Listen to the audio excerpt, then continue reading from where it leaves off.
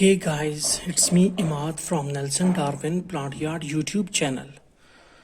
So you can see that we have results for our some of the baby plants of the spider plant. So we have propagated all of the spider plants within the water, so you can see the results now. You can see that we have placed since 20 to 25 years back these plants within the water, and now you can see the rooting results of these plants. Okay, the common name of this plant is the spider plant, and the pure botanical name is the Chlorophytum comosum. Now you can see also these plants, yes, these, although we have placed nearly very little amount of water in it, okay, still you can see that we have got a lot of roots.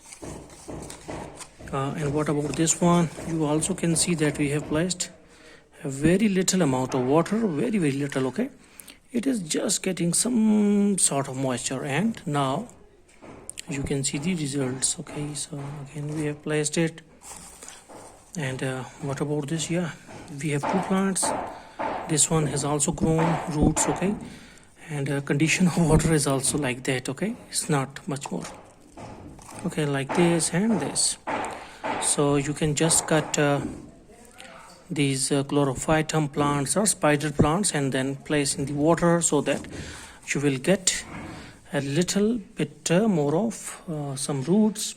And one more thing, that they do not use to require a lot of sunlight, so do not place them in the direct sunlight. It can harm them, okay. It can burn its leaves or the plant.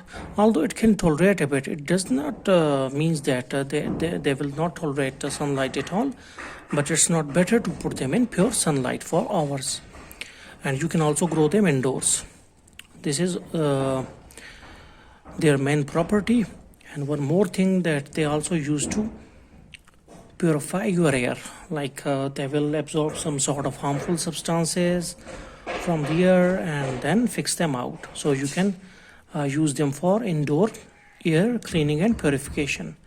So hopefully you have seen the results. So thanks for visiting our channel, and don't forget to subscribe.